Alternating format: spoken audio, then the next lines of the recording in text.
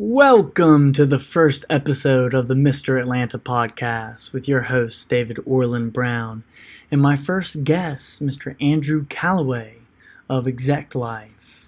He's got an extremely interesting story growing up in Russia, moving to America as an orphan at a young age, and goes through a lot of that and what he's doing now. Enjoy. Happy Thursday, everybody. Welcome to the Mr. Atlanta podcast. I'm here with Mr. Andrew Calloway, recording our first episode in my new West Midtown studio.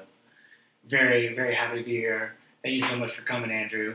I appreciate it, man. Thanks for having me on here. Absolutely. So why don't you tell everybody who you are and where you're from? All right, so I'm Andrew Calloway.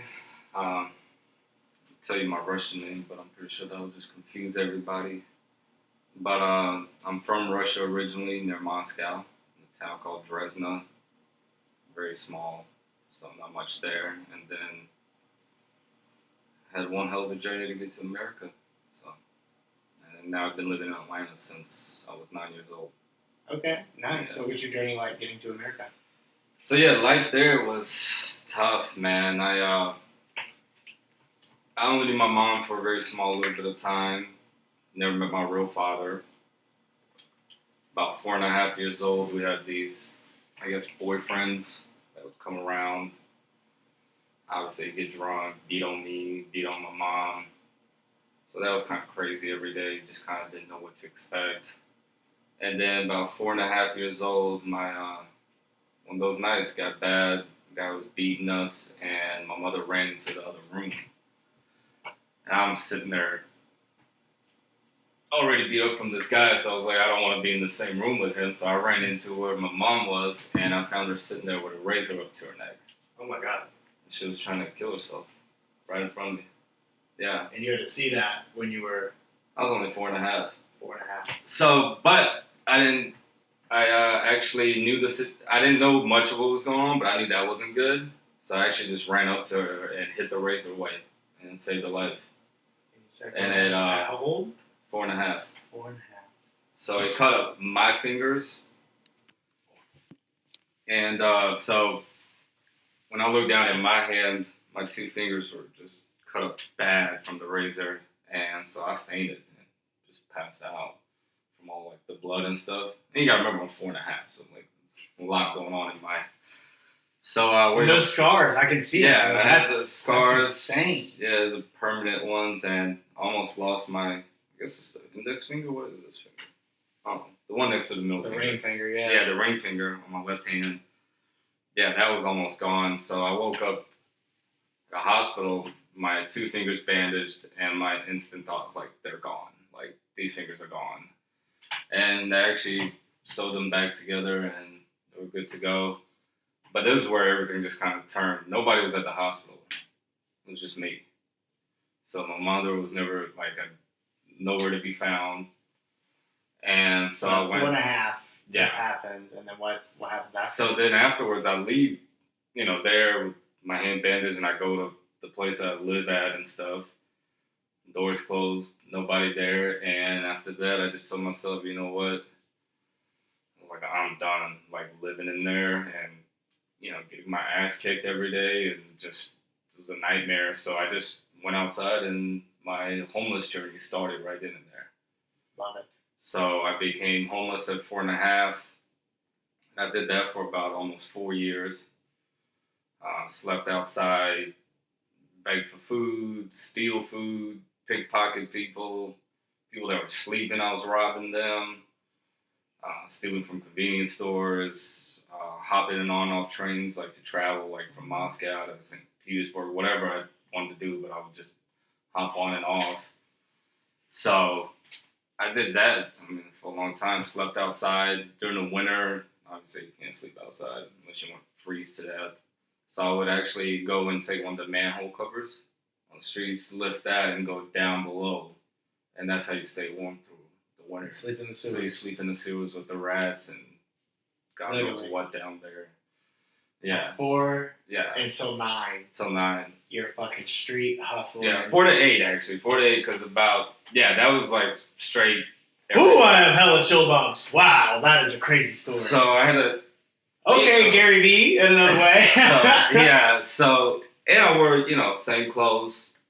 There was no shower, no, like, I guess what you'd call it, hygiene. Sanitation. Yeah, sanitation, hygiene. If I had to, like, use the bathroom outside.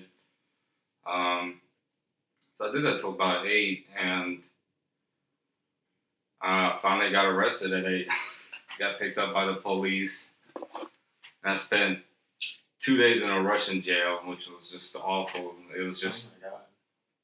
It was literally, the cell was just concrete floor with a hole in it, and that was your bathroom area.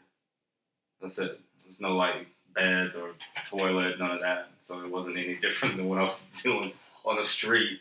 So they kept me there for 2 days, and I was thinking, like, oh, I'm in this place now, and I'm going to be locked up. I don't know what's going on. Yeah. Thanks for moving me in. Yeah, thanks for, like, picking me up and throwing me in here. But then I guess they were just getting information, everything they knew to, and they shipped me off to an orphanage. And that's where I, like, ended up there, and that place was, crazy. You had tons of kids. There was like older kids like my age, and then there's babies, just straight babies. And they had a whole room where there must have been a row of like 50 by 50 of just babies in crates. No. So you just walk in a room and you just see rows of babies. In Moscow? No, yeah. It's a town near where I was living at. So I think it was more near like St. Petersburg. Okay. And then we had our side as well, and like the beds were so close you could literally roll over from your bed and you're in another kid's bed. Like that's how many rows they had. Like must have had like 50 rows just going up and down, and all the beds were right next to each other. So I stayed there for a year, but I hated the place, so I would just run away. Like I would tell them I'd take the trash out and I'd just don't come back.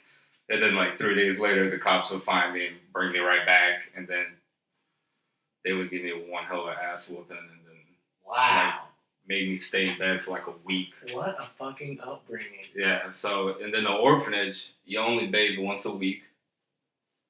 The clothes you wore that whole entire week.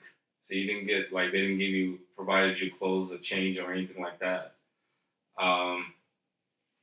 Overpopulated, underfunded. Yeah, so like, even if you're like, we're outside playing soccer, and you sweat in that, you go to bed in that. Like, there was no showering or anything like that. There was still no hygiene either. Like, I wasn't, like, brushing my teeth or anything like that. They literally just throw you once a week in a bathtub and then take you out, and that's it.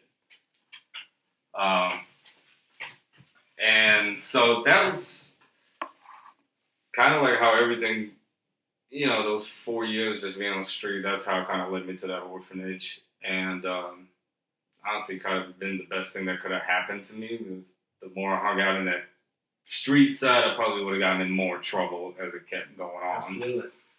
So I actually knew 2 other guys with me, Alex and Austin.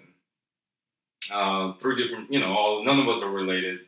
They were just my friends. They were going through the kind of same thing, but they all ended up in the same orphanage like I did over time. So about 9 years old, an American families from all over would come, and they just happened to end up in our orphanage. My American dad at the time was lined up to only adopt me, because the orphanage people told him, hey, we got a kid here that looks just like a younger version of you. It's kind of crazy, big blue eyes, everything, and so my dad obviously fell in love with me and wanted to adopt me only at the time.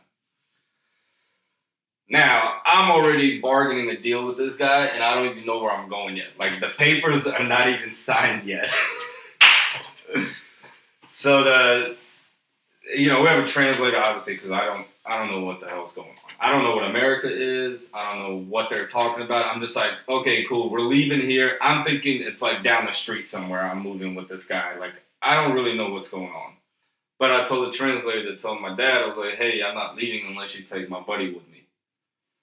And so my dad actually fell in love with my friend Austin and Alex, and he adopted all 3 in one swoop and took us all out of there.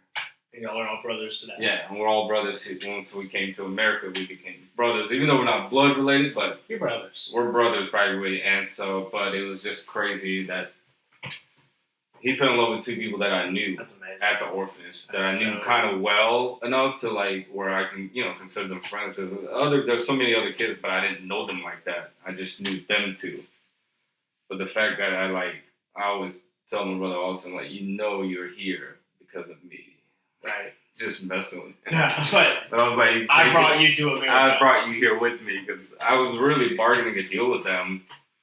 But so we left Russia. Well, I thought we were about to leave, but then there was some hiccups.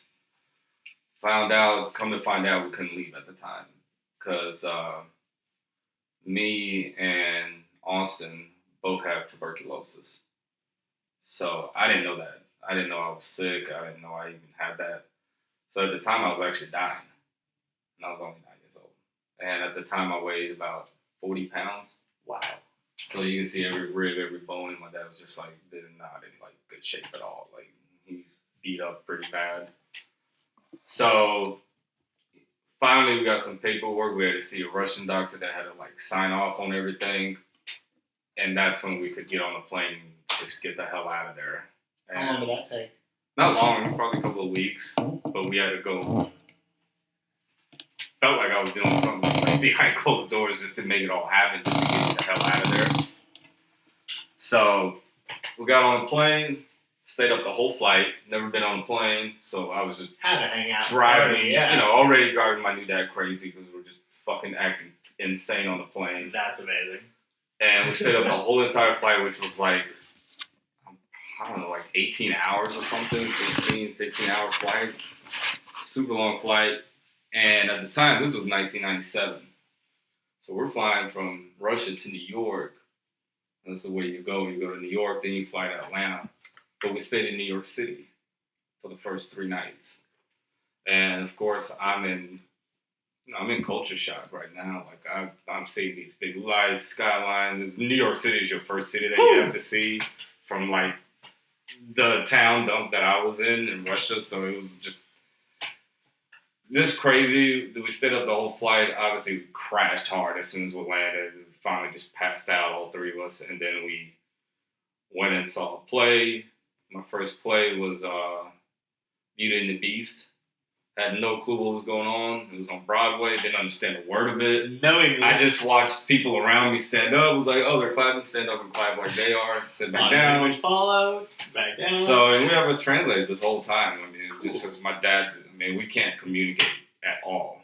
So, and I remember staying over Times Square and this, my dad got us this penthouse or whatever, and I'm looking down. I'm just blown away. I was just I've never seen anything like this before in my life. This is all first experience to me. And I remember looking down, all the cabs. And I looked at the translator and I asked him, are all the cars yellow in America? Because if so, there's a problem.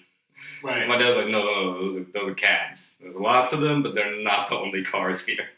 I was like, oh, okay. So now I'm trying to learn, what's going on. And so how long did you stay in New York? We only stayed for 3 nights, and then we got on a plane again, flew to Atlanta, got into the Atlanta airport, and here comes this whole American new family with balloons, welcome to America. Still have no clue what's going on. I'm hugging the random uncle, they're all strangers to me. And I'm sure we're strangers to them, but, they're like, these are our kids, but we still have no clue what's going on. So we left the airport, and our first stop to eat here in Atlanta was Piccadilly. Shut up. Right down here. No. Yeah, right by your place. Piccadilly was our first stop. And that's when, we got, how it is at Piccadilly. You get your plate, you get whatever you want to grab. Me and my brothers must have robbed that place as we grabbed everything. It's the most food we've ever seen in our life. Ever. Instead of 40 pounds, Russia 9 to years America. old. Yeah. So I'm just grabbing rolls, cook, whatever, just piling up this massive, and the whole family's just what the hell? Where are they putting this food? They've never seen this before. What's going on? I can tell this ain't Piccadilly. You know what I'm saying? You know, my parents used to always say that growing up. And so, like, this ain't Piccadilly. I could tell they were kind of Piccadilly. like, maybe embarrassed a little bit and we still don't know how to eat properly. So I'm not eating there with silverware like my family is. My dad, straight man cave, hands, just grabbing chicken, whatever. I mean, just eating like cavemen, basically. And it's not just me doing it. It's two of my brothers are both eating like that. And my family just sat there like, I mean, what do we say to them? Like, they look at me. I'm looking at silver. I just move it out the way. I'm like, I don't know what that's for, but like, we'll put them in that in class later. Yeah, we'll get some classes on that later. And so we ate there, went to our first, our house, and got our, rooms. And I mean, it was just kind of all exciting. My first house had a pool, and we had to learn, how to swim and stuff. And it was just kind of crazy. And then I think I was only here a month, and I had to start fourth grade right away. Where'd you go to school? Garden Hills. Garden Hills. Yeah, elementary. So right here, yeah. Yeah. I do a static dance at Garden Hills Community Center with my life. Yeah, I went there, and it was cool. It was lucky for me. It was like 4th and 5th grade was okay to be there because it wasn't much of, it was still a lot to take in because we never had school. Mm-hmm. I only had like a month to learn as much English as I could. So quick, motherfucker. So and I just remember us being so mad at our dad because he was waking us up at like 7 a.m. I'm like, why are you waking us up, man? Like, what are we doing? He's like, y'all gotta go to school. This is what you do here. And I was like, no, we've never had to do this before. And it was like a turn, It was like we go there and we're meeting kids, but we don't know how to interact. You saw a translator around, or yeah, for a little bit, but then after that, they live with you.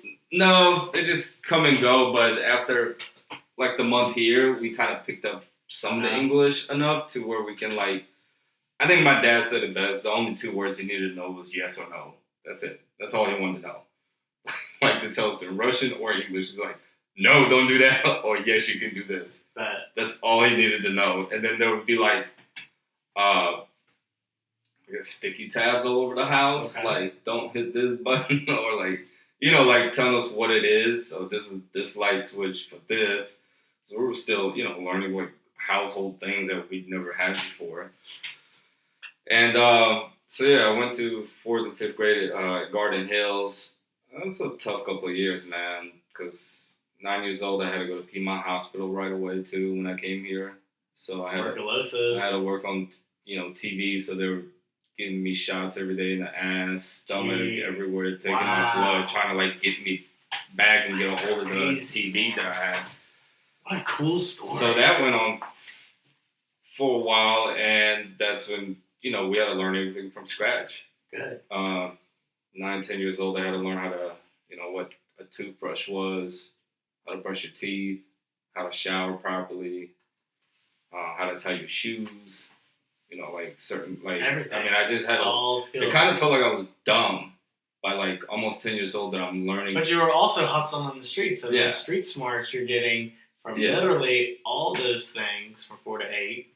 I know, but, that's where, 6th, 7th grade, I'd say that's had to make you tough as nails, dog. I think that's when it, we started interacting more with American kids now and kind of understanding, the culture, I guess, but, So what do you mean, from, 4th to 6th grade, it was just kind of y'all three still? Yeah, we were more so, we kind of felt, I don't know, shy, embarrassed, kind of felt like we weren't, we weren't smart enough or something, because we didn't know how to do basic stuff. Sure, whatever, yeah. Even in 4th and 5th grade, it was tough. That's how a lot of kids in 4th and 5th grade feel from America. But, it's like teacher look at me, go 1 + 1, and I had no fucking clue what that was. At 10 years old. That's how far back we were and behind we were. Because I didn't have to learn that. So where did you go to middle school? So I went to Sutton Middle School. Where's that? I think somewhere off North Side, actually. North Side, used to be not too far from North Atlanta. They used to be off North Side. Yeah. But then we went to AIS for 1 year, Atlanta International School by Garden Hills, and then we went back to Sutton. But we had to learn, just get to know the basic stuff that we just kind of felt stupid for not knowing because we just never had anybody teach us. So my dad had to sign us up for cotillion classes and learn how to have manners and What's your dad's name? Maxwell. Yeah, and Calloway. yeah, MC.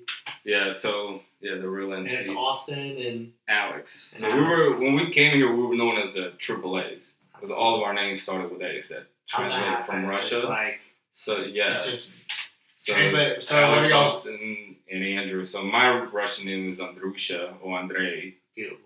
and then my brother Austin was Arturo, and then my brother Alex was Sasha. Andrusha.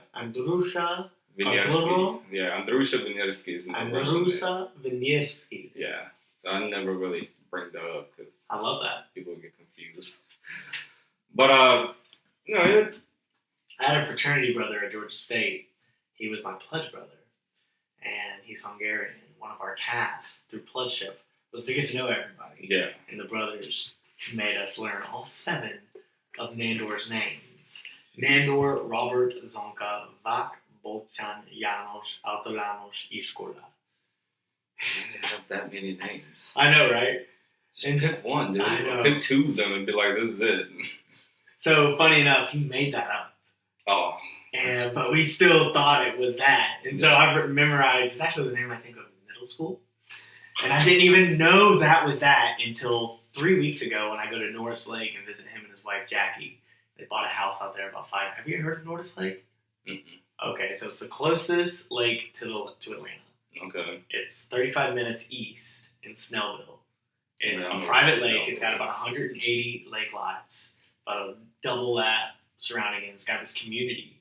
And so I grew up on Lake Lanier, and having that kind of fun, I mean, it's like an ocean, Lanier. It's huge. Yeah. Norris Lake, you only got 2 boats max pulling borders at once. And I mean, it's just respect and community and volleyball and jet skis and all the activities. Nice.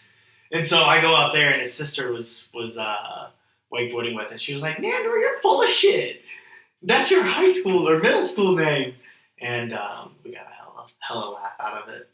It's funny that he dragged it out that long. Right. Well, he never not told us, but that's just he's a I was funny just guy. like, no, just keep He's it in running. cybersecurity. He's interesting. He's Yeah. this big Hungarian dude. And he was my pledge brother and best friend going through college. So it's been cool reconnecting. Yeah, So where'd you go to college? I went to a few, but let me get back to, I guess, let's work our way through 6, 7 middle school. That's Yeah. kind of things we got a little different for us, because now we're getting kind of like, kids are assholes. So now people are kind of picking on us, because we Really? don't know English that well. We're still kind of, learning a lot. We have to do ESOL after school programs a lot, because we're trying to catch up, basically. Like, we're missing like 4 years of school. Now we're trying to catch up with the basics, fundamentals of everything. You know what I'm saying? We had to learn English from scratch. Now we're having to read English. It was hard, it was very Absolutely. difficult. So we had to go after school programs to like help us tutor and a translator that was able to speak Russian and English. But yeah, I guess that's when I first experienced like bullying. And kids are assholes that age, I guess. I mean, just any age really. But, Right. middle school, it's like 7th grade, 8th grade. They're really starting to come out, and we used to get bullied, made fun of, just because we're Russian or we don't know this part of English or something, or maybe we say something wrong that's not right, and get made fun of for that. And then, my brother Alex had an incident happen where he told this one kid to leave him alone. I guess he didn't want to listen, so Alex shoved his face through a locker, so that was...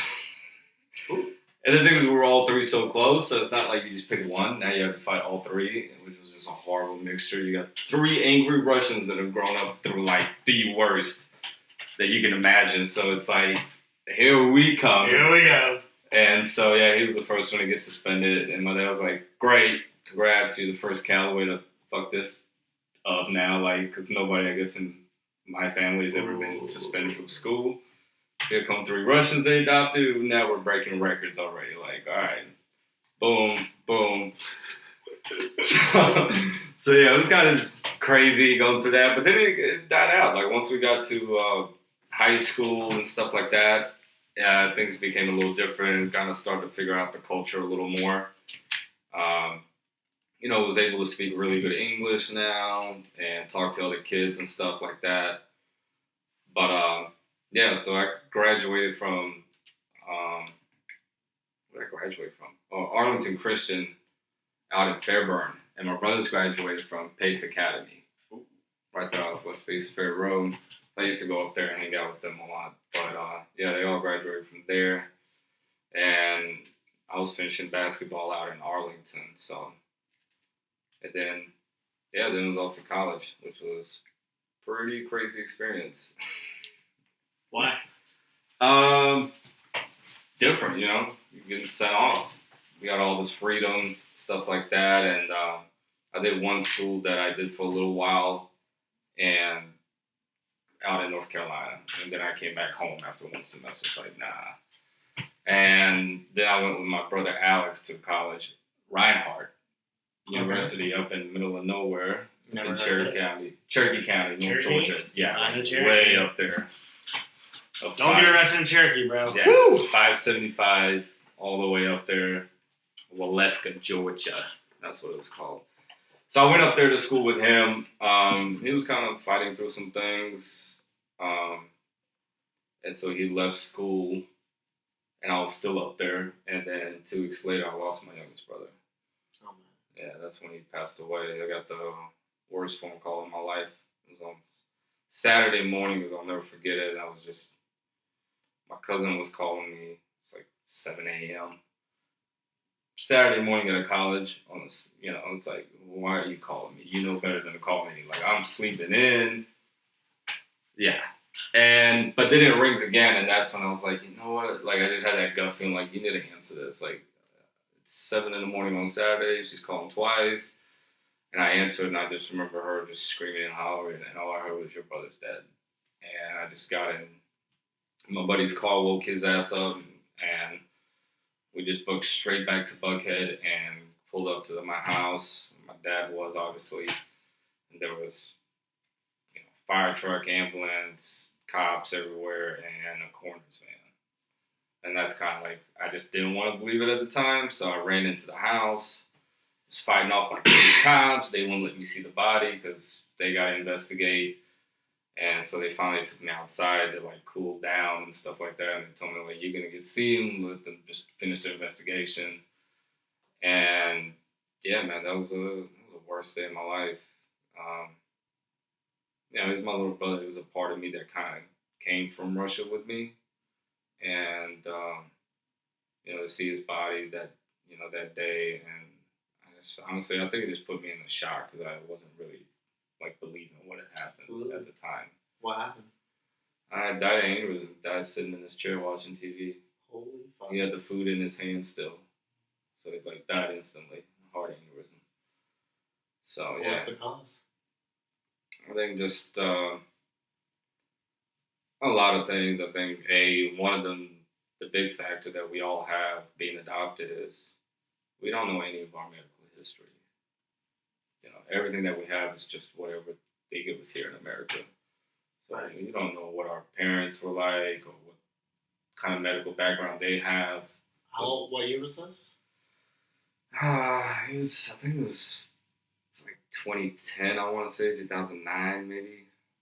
How old was he? I think he was only 18. 18? Yeah, I think I was 1 year older, so I was 19 probably at the time. And yeah, man, it took me for a roller coaster. After that, I took a couple of weeks off college. Honestly, I never felt the same after. It honestly, to say that it just took a huge chunk out of me, and it just never came back. Like, it just fucked me up big time. I started developing anxiety. I took the wrong path after he died. Like, I just wasn't able to accept it, so I was doing, fucking drinking and smoking and popping pills just every night for weeks. And then one night, just a month into it, after he passed away, still haven't dealt with it. Went to the funeral, did everything, but haven't dealt with it. Still pretending like this didn't happen. I was still late at night would call his cell phone, hoping he would answer. So that's how big denial I was in. And one night I said goodnight to person I was dating at the time, and I had a fucking seizure. Yeah. And luckily, she was there, her brother was there, and a friend of theirs was there who was an EMT. They were like, we need to just throw his ass in the car. We got to go to the hospital. Can't wait for an ambulance. So, yeah, they threw me in the car. I don't remember any of it. I just woke up at a hospital, and I remember a nurse looking down at me, explaining to me what's like, you're at this hospital, and I'm like, what the fuck is going on? And yeah, it turns out like all the pills I was taking and stuff, Xanax being one of them, was the cause of my withdrawal that triggered a seizure that was like so violent that apparently if they didn't give me 10 minutes, like if they got me there 10 minutes later, I would have gone to cardiac arrest. Oh my god. So yeah, I was laying there in the hospital bed. Obviously, my friends, fucking in shock. They were crying, and I'm just like, what the fuck is going on? And I had to call my dad. It's like the worst phone call to do right now. He just buried my little one. Now the oldest son is in the hospital. It's like, and so my dad obviously is super upset. And I just remember laying there after they, just thinking about everything. It's like, I need to get it together. Like, I almost checked out myself. So I went home, threw everything in the trash bag, and I quit like everything. From smoking weed to popping pills, having my fun. This was all like 20 years old. I quit everything. No more fun for me. I was just like, I'm done. And, went to see my doctor, and he was like, Drew, you look horrible. You need to go see a therapist. Like, you need to deal with your brother's death, figure it all out. And, I developed anxiety from it. Like, I think it's when some tragic like that happens that's so sudden. I don't know. It is something to me. I feel like it would do something. I think it would affect somebody. To everybody. To anybody. I think like when you're that close with somebody that's your relative or brother or sister. And, and I felt like a part of it was more so because I didn't have anything in Russia besides these two guys. Mm-hmm. Like, I don't have pictures of me. Like, I've never met my real family. I don't know who the hell my grandparents are in Russia or... Have you done any genetics testing? Nah, I don't think Russia's pretty good at that. I don't know if they're like trying to keep up. That's going on. Yeah. That your relatives of your relatives of your ancestors of your relatives have done. And the more and more that people give their DNAs to these companies, the more information you'll be able to stem from each other. So it's yeah, I have my thing is this too, is those guys, mean so much to me. And I was so close to my little brother Alex. Like, he's my best friend. I mean, I'm close to both of my brothers, but I did everything with that kid throughout high school. Played basketball. He trained me for my basketball seasons, everything. Played football together. I mean, we just did, party together, whatever. Enjoy high school together, go to beach trip together. I mean, we were really tight. So when I lost that, it just kind of, I tried to go back to college, and you know what? Honestly, just never was the same. I didn't even want to go back. Didn't want to finish. Just kind of lost everything after that. It was Alex or Austin? Yeah, Alex. Yeah, and it kind of took the whole family actually by shocker, especially my dad. I mean, it was how many other brothers and sisters? That's all I had. That was just them. And and we didn't come here with anything. You have aunts or uncles around? Yeah, like American family. Right, but right. Nothing from Russia. This was all I had. I had my permanent scars on my fingers from like one of the worst nights of my life with my mom, and then that's it. And I got these two guys that I grew up with, and that I had like a little part of me from home. And so when I lost Alex, it never was still, I mean, to this day, this was years ago, and I'm still to this day going to see his site, still miss him every day, still, think about, like, what would you be doing at this age, like, what your life would be like, and it still hasn't gone away. I think it never will. I think people misconcept that a lot, thinking that, absolutely, it'll go away or something like that. No, like, it genuinely was like a part of your chest just got, like, a half of you just got taken out, and it never healed. And it can never be replaced with, best friend or something like that. You know what I'm saying? So do you think sobriety has helped you truly understand, acknowledge, and accept? I think, like, come to terms and maybe even love? Like, I don't think it was more so it's like sobriety. It was more like I just quit everything because of him. I think it just took such a quick turn on me that it like spun my whole world upside down. And me just quitting all my fun, even though I was so young, 20 years old, you know, this is a prime time to have a good time. Absolutely. 21, 22. By 21, I didn't even want to do anything. Like, I was just like, I was still, it took me about 3-4 years to really kind of get myself together after he died. So that's how long it went on for, until about 24, 25 years old. And that was the longest process. I couldn't even go out in public at one point, like, because I would have like 6 bad anxiety attacks. Mm-hmm. Go to the movies with my family. I would leave halfway through just panicking, like because everything I was doing was stuff that I did with my brother too. Right. So I didn't know subconsciously that it was happening to me. So, you know, I had to get on medicine, obviously. But I think when I had that seizure, I remember laying there, and I don't know if I dreamed it or something, but I, you know, fell asleep. I don't know, it was like my little brother was there letting me know, like, yo, just because I went doesn't mean you can't join me either. And it was like, you know, get it together. And that's when I kind of woke up and was like, you know, and especially how bad I felt, like, me having to make that phone call to my dad. I was just like, you know what, I need to get my shit together. I need to, like, accept that my brother's gone. Like, stop making excuses, you know, doing drugs or partying or whatever. Get it together. And that's when I just wanted to quit everything. It was the best thing that could have happened to me. I think in a way my brother was watching out for me, because I know my high school years were so crazy and wild that I was like, college is about to get worse. And I was like, and I'm kind of glad, like, it stopped when it did, because I was just like, I'm glad it's over. It's a part of me that's like, cool, I had my fun, but it's time to kind of like change gears. So especially, you know, after he passed away, I was like, I'm done. I was like, I'm done with everything. So when people, you know, ask me now, like, people that weed's becoming like legal everywhere, things like that, and people ask, oh, you smoke? It's like, yeah, I used to, now I don't. Nothing against it. I could care less. Somebody smokes weed, do your thing. But it's like, to me, there's a story behind it, but then there's also, it's never been the same after he passed away. It's like, it gives me anxiety, it like freaks me out. Absolutely. You know, the things, I think as you get older, things change, but then when I went through like that healing process and things like that, so I was just kind of like, all right, well, I'm done. And I didn't care to look back. It's not like it made me upset or anything like that. I was just kind of like, it is what it is. I'm done. I'd much rather get my like state of mind together first and my body right, instead of worrying about fitting in or partying or anything like that. I was like, that's more important to me. I can understand and relate with you. Yeah.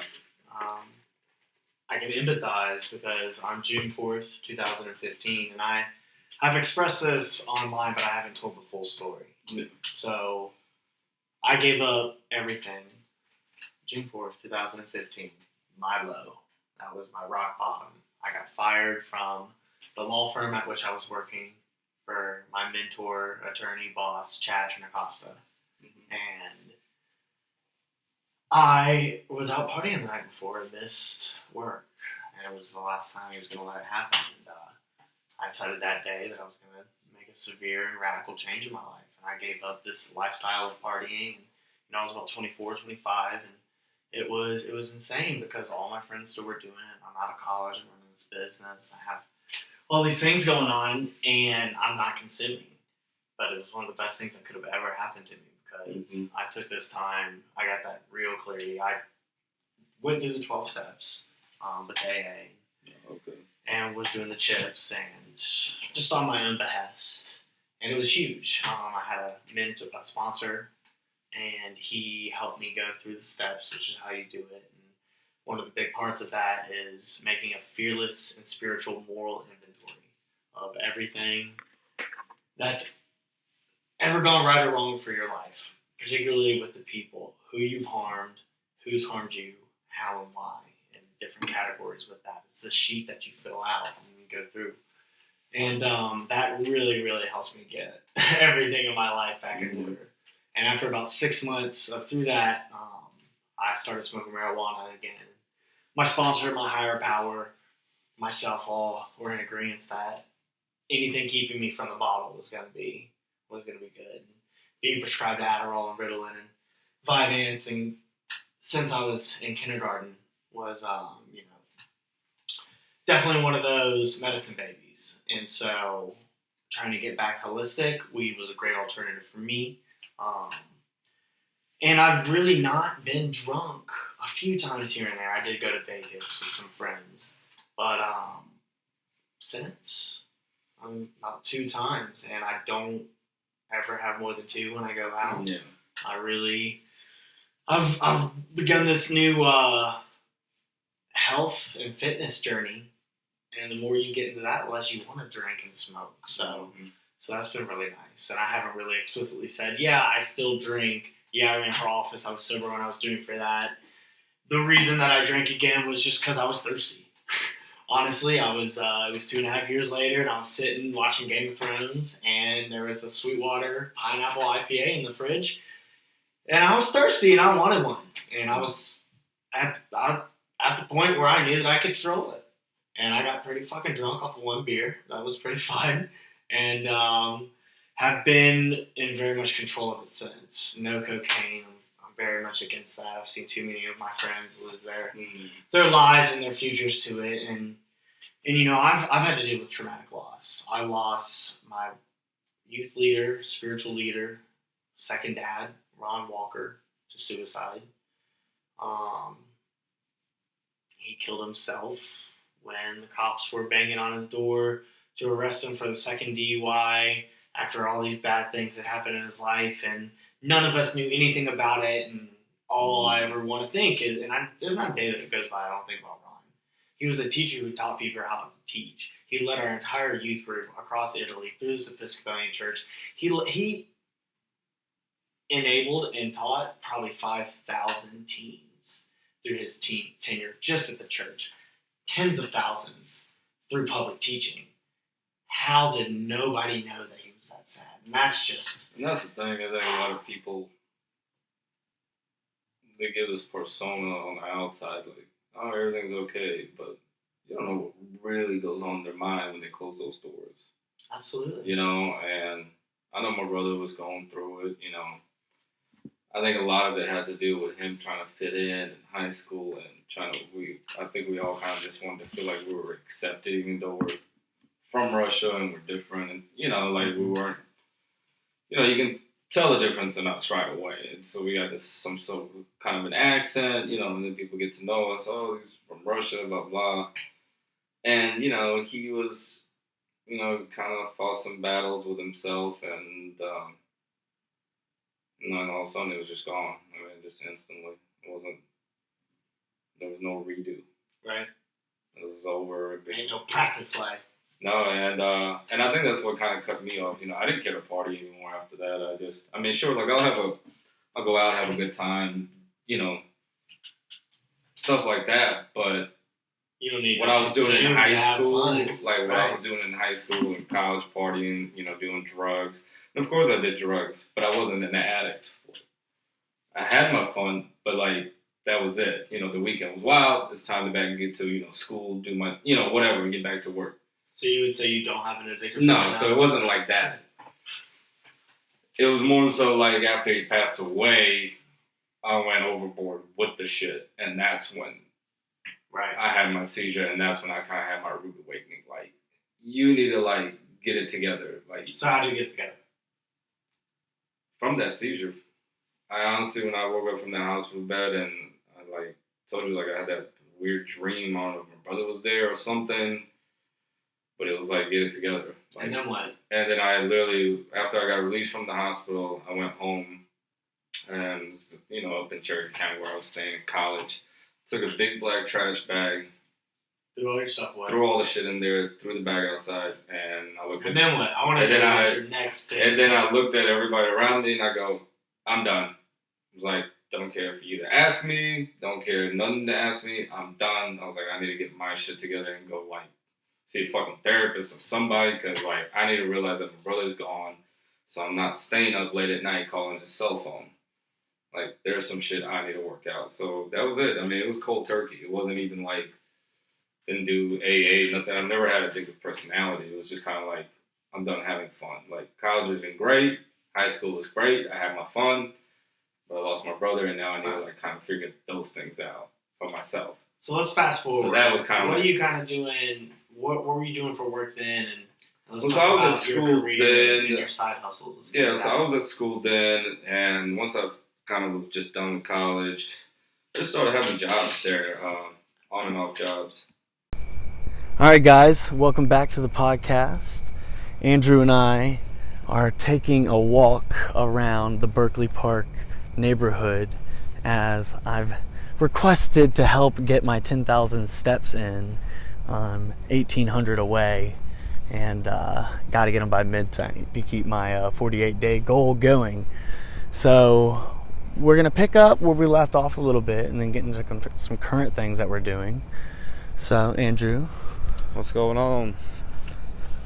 So, talk about, I guess, some hobbies and things I guess I do and what I did in high school, I guess.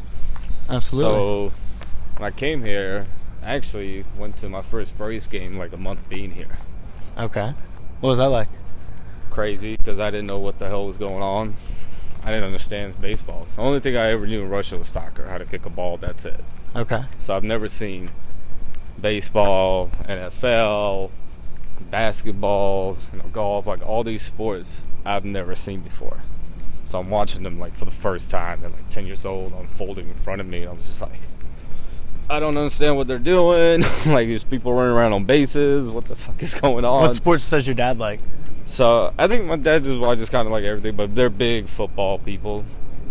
My family was, they're all graduates from University of Tennessee. They were born in Knoxville originally. Okay. And then they moved here to Atlanta like a long time ago, way before I was here.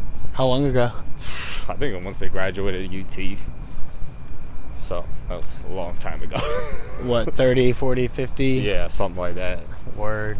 So that your family's Tennessee, Yeah. moved down to Buckhead, Yep. north side. I guess that's just North Buckhead? Yeah, Buckhead, Atlanta in the city. But they lived in Buckhead most of their life. This is where I grew up most of my life. And when I came here, I've always been around Buckhead. I watched it grow and change over the years. And so I started learning and watching these sports because I still haven't been a part of a team or anything like that because I didn't really know how to play any of these things. And my big one that I fell for was basketball. I remember watching M1 mixtapes. Ooh. Oh, those can get you. Oh my gosh, yeah, of course. Back in the day, that was like street ball with the moves, crossovers, and all this stuff. The Professor, Calloway, all these basketball players that were like street ballers. And it made me fall in love with basketball after that. I love basketball too, 12, bro. 13 years old. And I was like, I need to do what they're doing. And I literally taught myself how to dribble, do crossovers, all watching the tapes of M1. That's it. And then I started playing middle school, high school. I actually became so good, I started at every school I played at. Really? Yeah. Wow. So varsity, JV. Wow. Everything. Little Russian baller coming through. I just started. What position did you play? Point guard. Number one. Definitely not center. I was going to think of two, really, or three. Oh, no. I was a head point guard because I always knew all the plays. You had the ball in the pass. When it came to sports, and I did football, learned that. Looking forward down. I even played lacrosse. Love lacrosse. Tennis, cross country. So I did cross country also. Yeah, I hated it. Yeah, I was good at it, but I hated it. My dad was like, I don't know why you quit. I was like, yeah, well, you get tired of running 20 miles a day. Right. Shit's kind of annoying. So, but I really learned all that, and then my biggest hobby last probably 5 years has been golf. I love golfing. It's fun. But it's my one time a day where I get to just kind of enjoy my time out. Like everything just kind of time out in life. Love it. And I think it's 'cause Where do you play? Everywhere. Wherever I can get to play. That any golf course here in Atlanta. But it's my way of kind of like exiting from the world. Mm-hmm. So I'm always like just on a nice golf course. Get to kind of just focus on the game. And nothing else.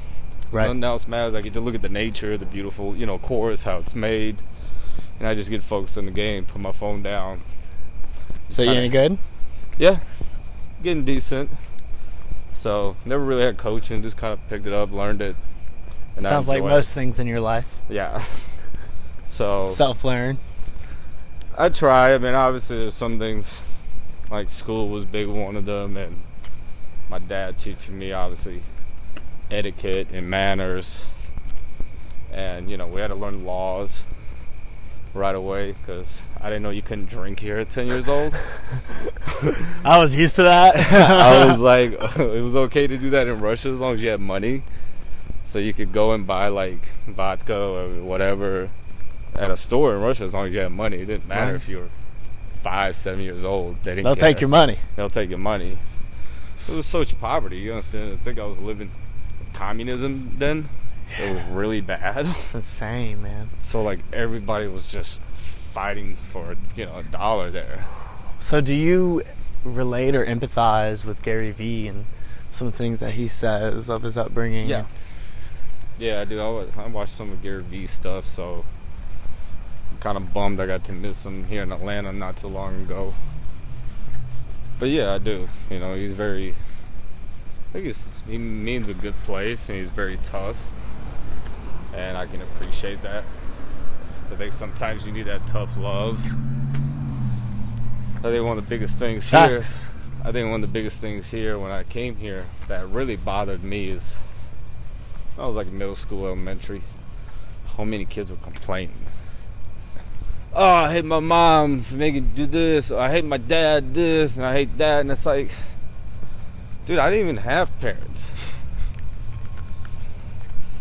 Like, wish I had somebody to hate, right? Yeah, like, be grateful you have a mom and dad that are, you know, caring about you. At 4 years old, I'm sure you're sitting under a Christmas tree with your mom and dad. Well, I'm over here, you know, fucking eating out of a dumpster or something, trying to figure out my life.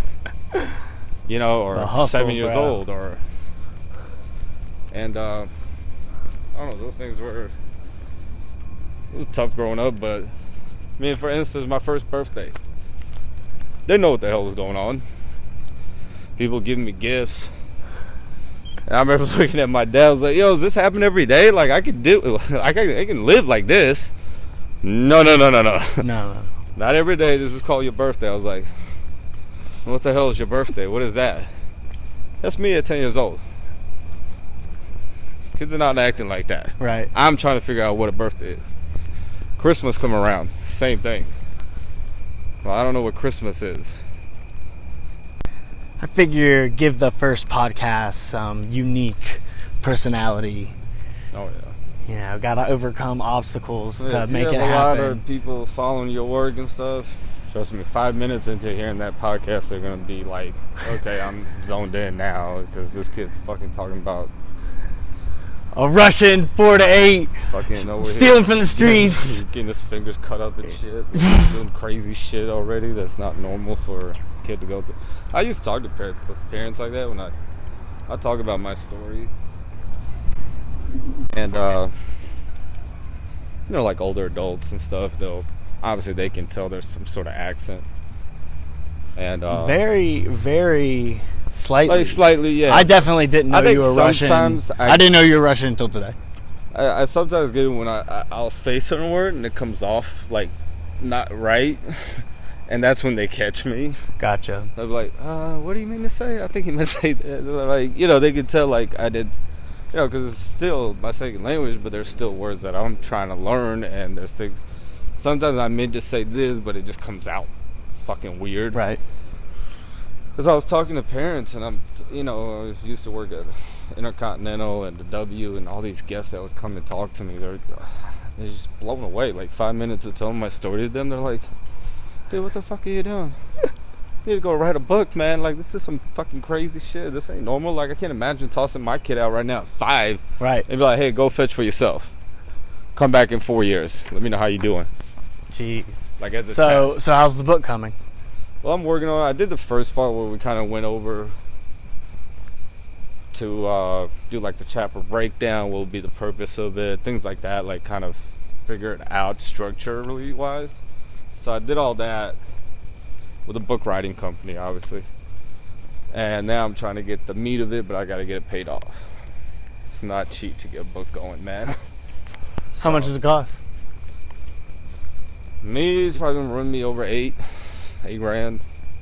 That's to get it all done, all the editing. It's got to go through one editor, then it's got to go through a proof editor. You've written it already?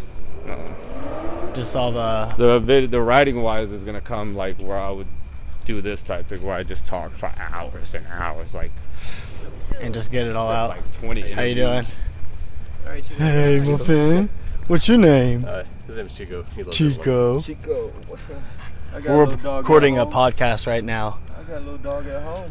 Cool. Literally. You want to say your name? Hi, I'm Chris, and this is Chico, the world's premier teacup Rottweiler. Ooh. Tico have an Instagram? Maybe after he's potty trained. Okay. You want to drop yours? I don't know what it is. Honestly, don't know what my Instagram That's is. all good. Well, I'm David Orland Brown. Just moved in the neighborhood. Hey, I'm Chris. Nice to meet you. This is Andrew Calloway, Andrew, my nice first to meet you. guest. And yeah, we'll see you around, man. All right, so Chico attacked the mic. Chico the dog. Funny enough, when we were meeting our neighbor, and so we're resuming now, back on about Andrew's book.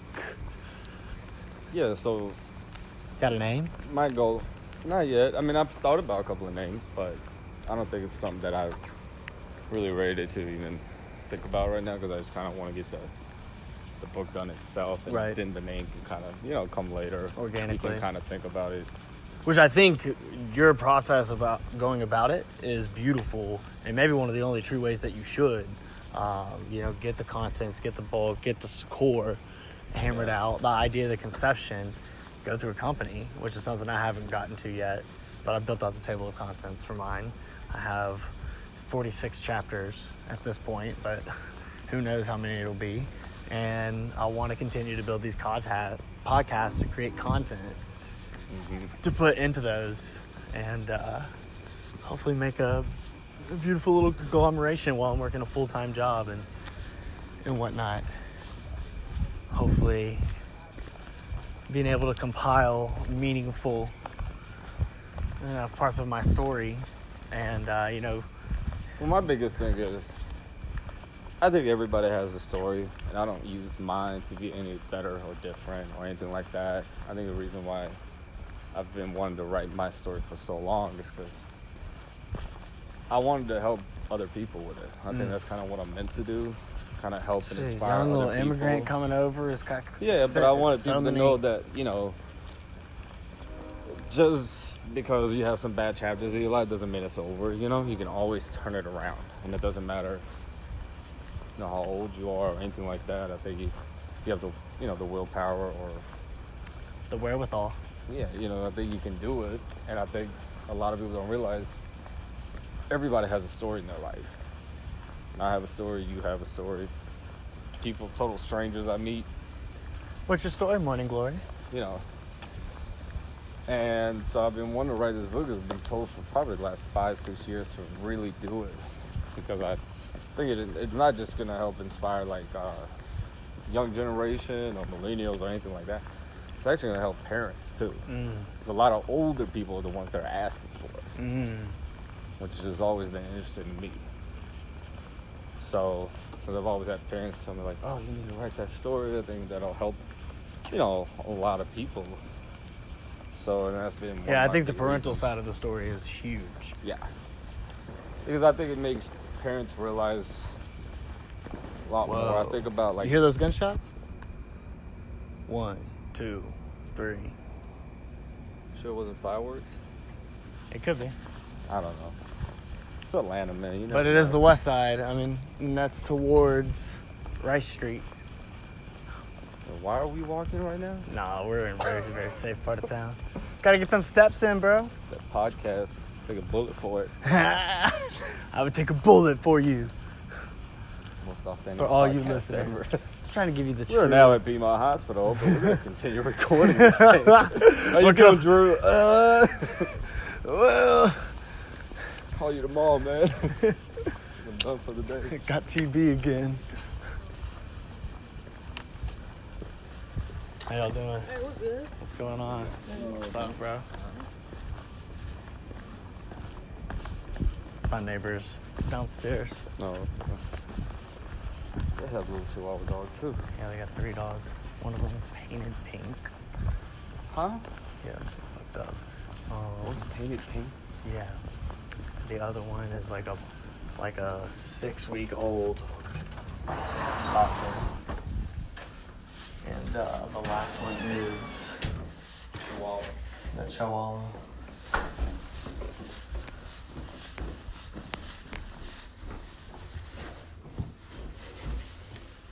lot of fucking Chihuahuas here. Welcome back, ladies and gentlemen, to the Mr. Atlanta podcast. Here with Andrew Calloway, Mr. Execlife. So let's dive into some of your current ventures, sir. Yeah, so, after school, last probably 5 years, I guess, I've been holding a few jobs in there, did a lot of hospitality worked for a couple of big hotels. The last one I worked was at the W Buckhead, right here in Atlanta. Did their front office work. Did that for a while, and then I just, honestly, was just getting nowhere. Right. Wasn't happy. Mentally, I wasn't happy. Wasn't happy with what I was making. And I've always had that passion to start, some of my own. Just couldn't quite figure out what it was at the time. So I started working towards my book. And as I sat down to work towards it. So yeah, I was working hospitality for a while. And when I started working towards my book goal, I honestly just sat in my condo for a few days just thinking about, what is it besides the book that I can do? How can I tie my story, not just to do the book, but also, to make something more out of it? I felt like book's a great journey, but eventually it's going to all to stop somewhere. So I was like, what can I grow from this? And honestly, I just locked myself up for a few days in my condo, and I thought about what can I make that ties it in, and that's honestly how I came up with the Execlife. So, and that's how I came up with the whole brand concept that ties into my story, and that's how Execlife was born. So the whole brand is based off my story about, starting in Russia, going through, the dark times there, making it here, going through all the different adversity here of your ups and downs, different jobs, school, whatever. And, just basically making it in life, I guess. And that's the main goal, I think, for everybody, is just to feel like they made it. But so I made the whole concept Execlife, lifestyle brand. That's it's not about me personally. It's more about every person. So it's about you. It's about the next person. The brand is about just taking charge of your own lifestyle. So it's essentially just you. Oh, yeah, You're the Execlife. You don't need to be, I tell people they get the misconception like, oh, you need to be the boss of the CEO of a company. No, you don't. You're just the boss of you. And what is it that you want to do in your life? So I try to force that message there, and I try to do very positive and motivational things and things that happen in real life, the real facts or, work-wise or relationship-wise, anything that just happens in real life. And so Execlife is just kind of pushing that boundary of somebody kind of getting a little bit uncomfortable, but I'm pushing you to get uncomfortable to figure out what is it that you want to do in your life. Love it. So my biggest thing is complaining. You complain about your fucking job every day. Can I fucking cuss? Oh, shit. Please. It's encouraged. All right. So basically the concept is if you hate your job, quit your job, find what is it you want to do. Because I feel like people complain every day. Oh, I hate this. Well, if you fucking hate it so much, leave. Change it. Change it. It's not like they're holding a gun to your head. They're not going to call the cops for you to quit. Right. You can walk out your office any day you want, and nobody's going to stop you. So my biggest thing is, do what you want to do, because I think one of my biggest fears is getting to, 60, 70 years old and looking back and going, shit, I didn't even do what I really wanted to do. And that's a huge fear of mine. Right. So I kind of found my niche, and I found my passion, and I feel like yeah, even though I went through some bad stuff, I feel like kind of God gave me this life and this story that I have to kind of motivate and inspire other people to help them out. I feel like that's kind of like what I was put here for. Wow. So I've always hated other jobs. I've always hated the concept of working for other people, companies. So it's like, okay, well, I quit. I left. I started something from scratch, made a brand name, made a lifestyle brand that I wanted to be positive. And because I just feel like there's not many brands out there that have a crazy story behind it like mine. So it's not like Supreme or Adidas or Nike. There's just no real story behind it. Mm-hmm. It's just a well-known brand. But I don't think there's an actual, like, all right, well, this guy, so-and-so, like I never really hear the real true passion story behind how this was made. So, and I think that's why I try to push people out of their comfort zones, and I want them to realize Execlife is just all about the person. And that's what I wanted it, to be about them. I want them to take charge of their own lifestyle. I want you to figure out what it is that you want to do. What makes you happy? What's your passion? What's going to make you get out of bed at 7, 8 in the morning every day and you're happy to go do whatever it is you're doing, whether you're a photographer or, you love working in technology field. Good. If you're doing that, then be the best at it. If you're working for somebody and you love working for, I don't know, fucking Apple or something, and you like that job a lot, be the best at it. If that makes you happy and you're excited about it every day. Now, granted, some days you're not going to be happy, you're tired, you're working too much, but at least you're doing what you love. Or if you want to be an entrepreneur or start something else, yeah, it's going to be tough at times, but, go after it. You only get one life, so what if you fail? I feel like a lot of people are scared they're going to fail or they're going to lose. Everybody down. But the thing is, you really don't ever fail. You win in a certain different way. You learn the lesson in that thing. So in kind of a way, you win a little bit, so you know what to do next time. And I just feel like a lot of people get so. Biggest thing for me is I think people get so comfortable in what they're doing. They want to do their basic job or their basic live paycheck to paycheck. But are you really happy by the end of the day? I think that's the big question that a lot of people just don't miss. I think they're just scared to get out of the comfort zone. Everybody just wants to do the basic minimum. Well, I'm just at this job. Bare bones. I'm at this job, it pays okay. That's it. That doesn't sound happy at all, for me at least. So, do you have a 9 to 5 and kind of? I mean, yeah. I also, once I started Execlife and kind of got the fundamentals of the company going, kind of get the basics of it, because, I started it without, I have no partners in it. I have no business partners. Started all from scratch, got my business license, when I got my, LLC, whatever I needed to do to start it all up. And then, started loading clothing and things like that and trying to start the brand. And I actually just now, 5 or 6 months ago, I finally got my trademark from the United States government, the trademark office. Attaboy. So now that was my next question. Yeah, Execlife is now fully covered. And yeah, that meant the world to me because it took so long. But you gotta understand, these people get 11,000 trademarks a week probably in the government, and it's going to take a while to sift through it all, and they got to make sure nobody's ever done it. Yeah, it took like 18 months to get Stay ATL registered as a trademark and a brand. Same here, about 18 months, almost a year and a half maybe. Yeah, that's something I've always respected about your brand and what you're doing is I've also done something like that. I've poured my heart and soul into Stay ATL, your place to stay in the A, and now it's expanded to this hospitality company and this brand, really. Yeah. And keeping this brand alive while I'm not having as much business going with it and working a career, a job, not a 9 to 5 because I work 11 to 7, or I really work as soon as I wake up. I start on Instagram and Facebook and reposting and going through all the messages and the reviews that we get, and we're doing a lot of stuff with the company. And it's exciting right now. And the thing is, it's like, I think everything starts where it starts, and you can only do what you can do because you do, unfortunately, things take time to grow. And I feel like people expect something to happen overnight, and you gotta have patience. I mean, it took us almost a year and a half to get a trademark. Right. It's just to get a simple trademark. But it's not that simple when you're thinking about what's going on to make that happen. Absolutely. Because the government's got to sift through all of the United States of America to make sure that nobody has that name or, and then they got to get approved. Then you go through certain cycles. So when I got my final papers and documents, it was like a huge relief, but it made me really happy because I realized that I made something that nobody, had.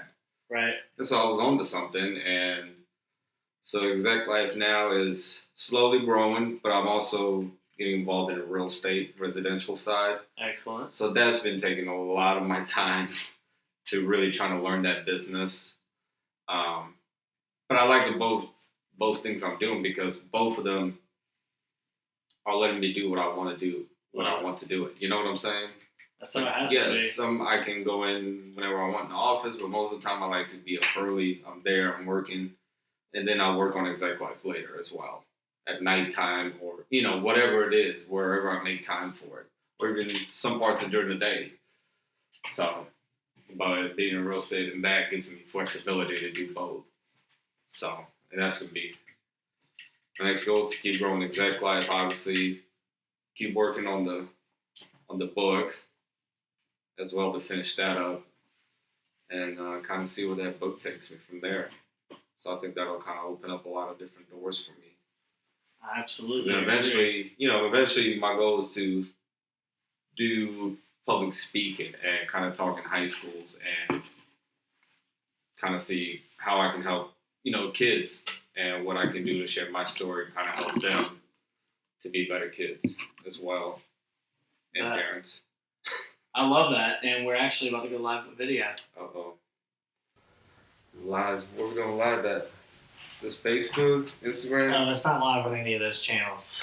Huh? It's just high quality, 720p video recording. Oh.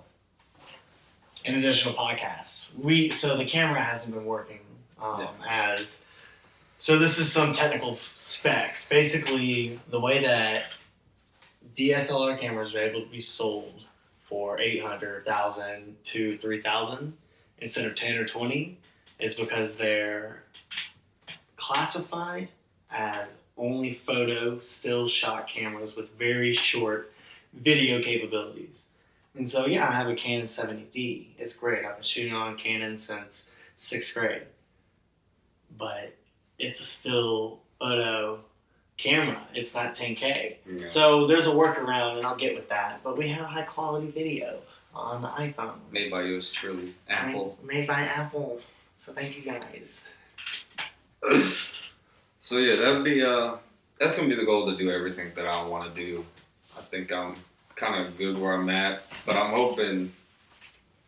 My goal is eventually to take Execlife and work with a company that I like.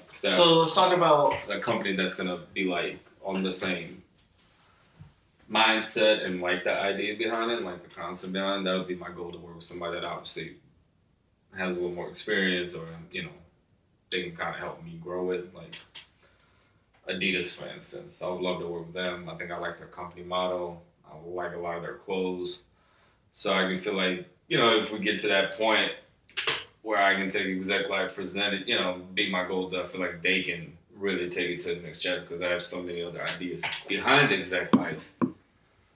But I'm also working on so much stuff already, so it's like it's hard to keep up with all of it, especially when you're the only boss. So Execlife has been around for how long? I think we just finished year 2 now. Okay. 2 years. And I've been seeing it for a while on my feeds, on Facebook, Instagram, Snapchat, in groups, you and your brand, your people. So who are some of the ambassadors? Because that's one of the things. So I only have one brand ambassador. It's Young Josh, the big DJ here in Atlanta, and he's the only ambassador I have. Okay, so I've seen other people wear your. I've seen people wear and support the brand, things like that. They buy them at the events or order online. I've had orders from. It's crazy. It makes me really excited. I've had orders from Dubai that I woke up to, emails from. How many orders have you had? I've had. I have no idea. I've had a lot. So I do, because my biggest thing is I try to push online sales. That's my biggest thing. That's why I try to stay focused on my Instagram and things like that. I really try to push the name out there And then when people click on the website, then they can see bits and part of my story, who I am, why the brand was made, what's it for. Then they go to the shopping cart and so on and so on. So I had orders from Cali, New York, Miami. So I'm just trying to get it kind of worldwide. I don't want it just to be like Atlanta thing. Right. I want it to inspire everybody that's out there. Like, so what, like 1,000 sales, 10,000? You can't talk about numbers. They say once you do 10,000. No, I'm not saying the dollars, bro. I'm saying how many orders. Oh, probably have you 1,000 orders. Okay. Yeah. Once you do anything 10,000, as per D-Rock. Yeah, Very I haven't got good to 10,000 yet. I hope one day I'll get there. That's when they consider you an expert. Did you see that post recently? I haven't gotten there yet. I've probably done close to 1,000 orders. Love it. How many that's my hours favorite have part. you invested into Execlife? A lot. How many hours? A lot. How many? These last few. I need you to quantify. These last few hours, these last few years, I can't imagine how many hours. Probably thousands of hours. Like thousands and thousands of hours. I mean, a lot of late nights because sometimes I'll have to work with somebody that's overseas. It's daytime over there. It's nighttime here, so I have to stay up till 1 or 2 in the morning to work with somebody that's like 9 a.m. in Pakistan or something. Right. Or like to figure out clothing or shipping or something. So I have to stay up for them, or graphic designers or something. So those are the long days. Those are the nights that you just tough it out, stay up till 3, 4 a.m. They at least know what to do to overseas, and then you crash, you wake up, and you start back over again. So, but the first year, probably the most. First year, I put in a lot of hours because it was like the only thing that I had really going for me at the time that I was really focusing on, putting a lot of money into getting all the right, paperwork done, the lawyer stuff behind it, attorneys, making sure like I'm covered, make sure my LLC is up to date, like all those little things that you constantly have to make sure everything's good to go and you're protected. And getting that trademark was the biggest thing that I could have, waited on for so long, because that was what kind of made me back off, because I had three Instagram accounts that try to copy my brand, try to steal it, I had to shut those down. Have you gotten verified yet? Not yet. So that helps you get verified. The more people that try to steal it. They were trying to copy design, sell shirts, and I was like, hey man, what are you doing? Like, I have my trademark and file. But that was why I slowed down quite a bit, because I was like, well, you know what, if it's like getting out that quick, let me get the trademark first, and I can stamp the R, I'm protected, it's all over my Instagram, they know not to touch that brand. Right. So I guess that was the biggest relief for me. And nice, bro. Congrats. And, the new career is kind of taking a lot of my time, but I like both things I'm doing. Like, I'm in a Tell good me more spot. about the new career. I mean, I'm in a real estate residential side, so that's been like one of my things. I felt like I was always going to end up there because of my family. My family's huge real estate people. My dad's just got his own company. My aunt works for a big firm. So I just knew eventually I felt like I was going to end up there, but I love it because I get to do what I want to do. Mm-hmm. So that's one of the biggest things. I couldn't do a 9 to 5 anymore. Like, I cannot. How long did you do the 9 to 5? Years and years. So what companies? I used to work for an audiovisual company back in the day. What are the names? CSI was one of them.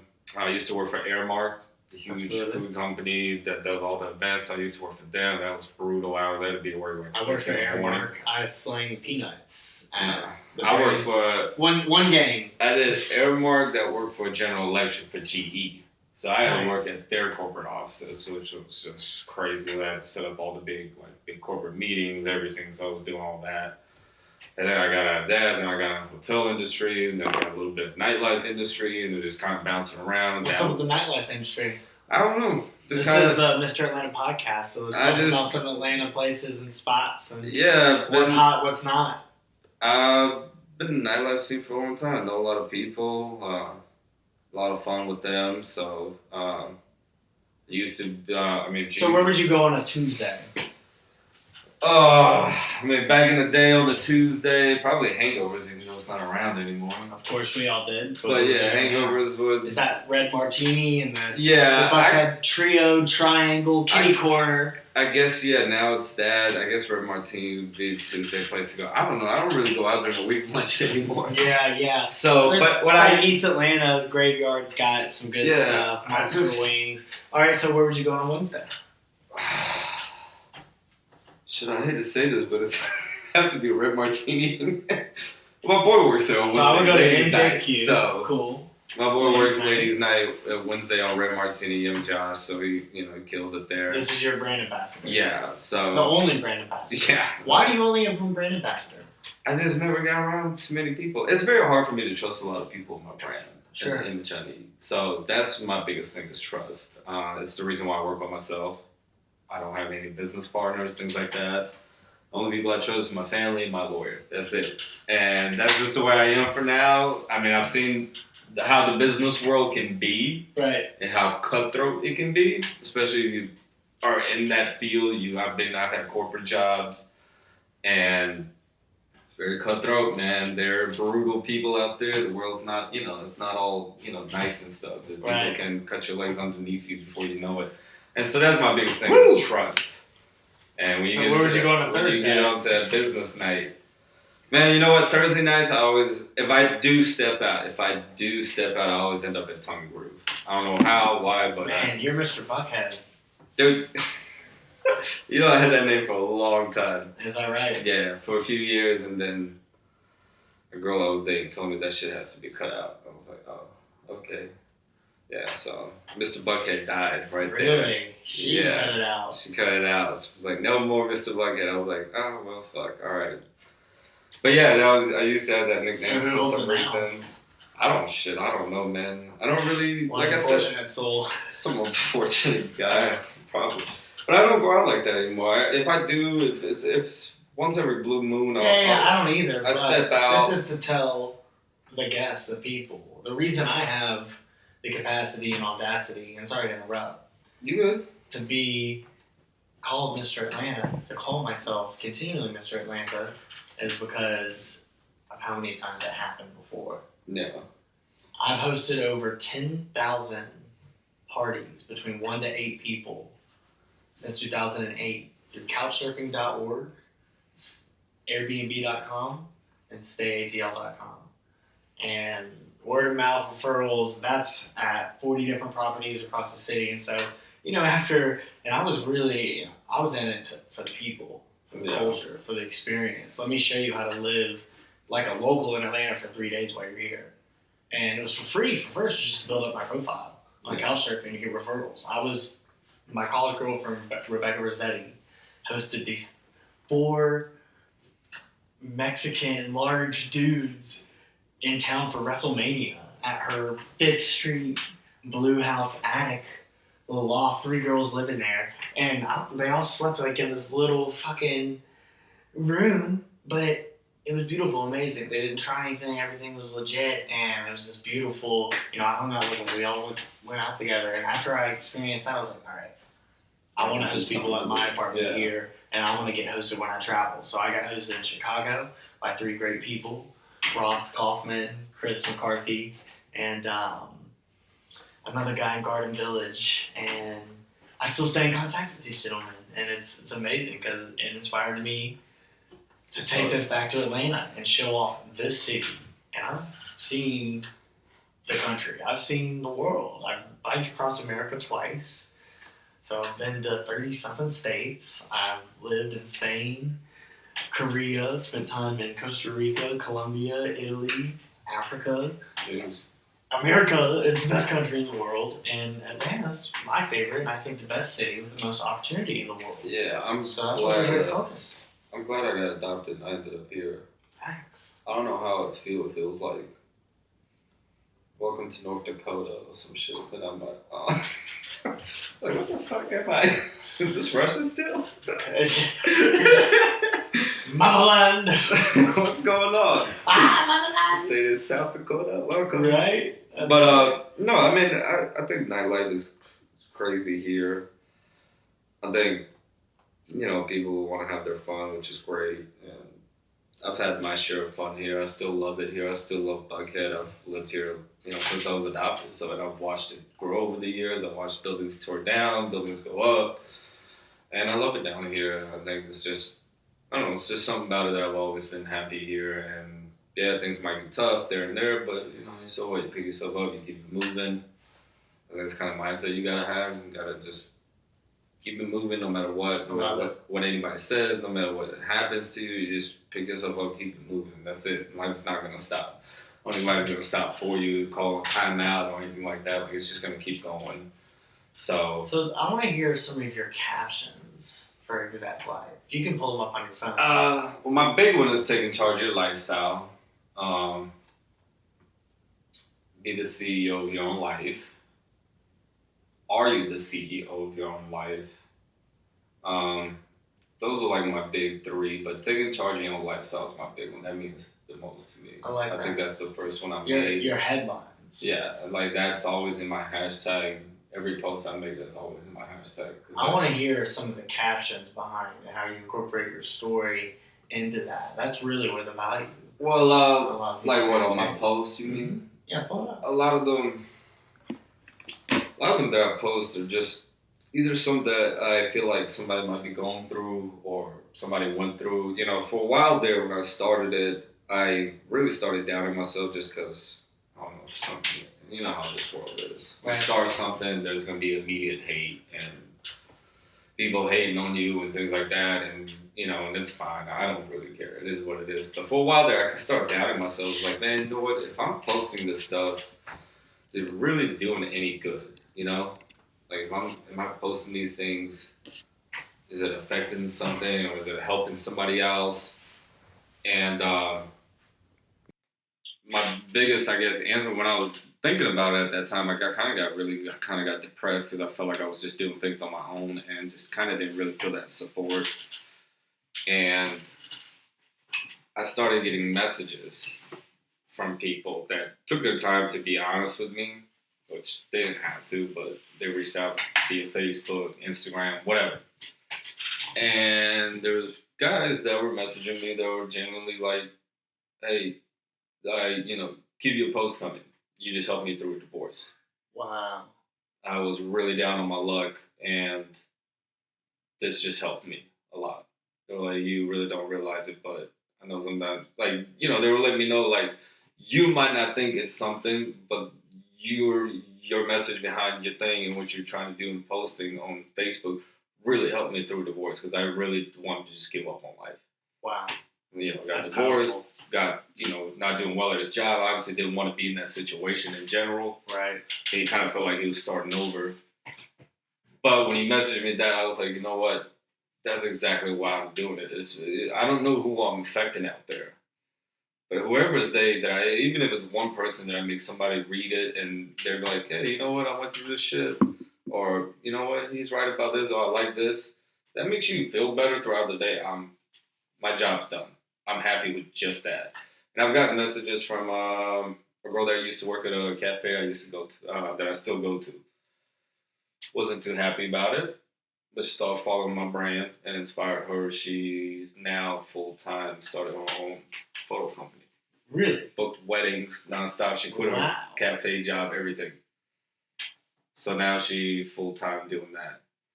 So another guy messaged me, just was down on his luck, maybe a little bit upset, and just told me, hey, you never know whose life you might be saving. And things like that, messages like this, I screenshot, obviously, but I saved them for myself to realize that, you know what, you keep going. Because you're obviously affecting people you're helping somebody out there to kind of maybe get through a dark turn or something going on, or whatever might be going on in their life. But it's actually affecting people, so that means a lot. I think that's why I still continue to post what I can and not give up on it, because I know that it's helping people. Right. If you're gonna That's all that matters. if you're really honest about it, like these people took their time out of their time to message me, and I've probably got 20, 30 messages from people. And I love that. And that's why I do it. I was like, and that's what Execlife is about. Once again, it's about the person.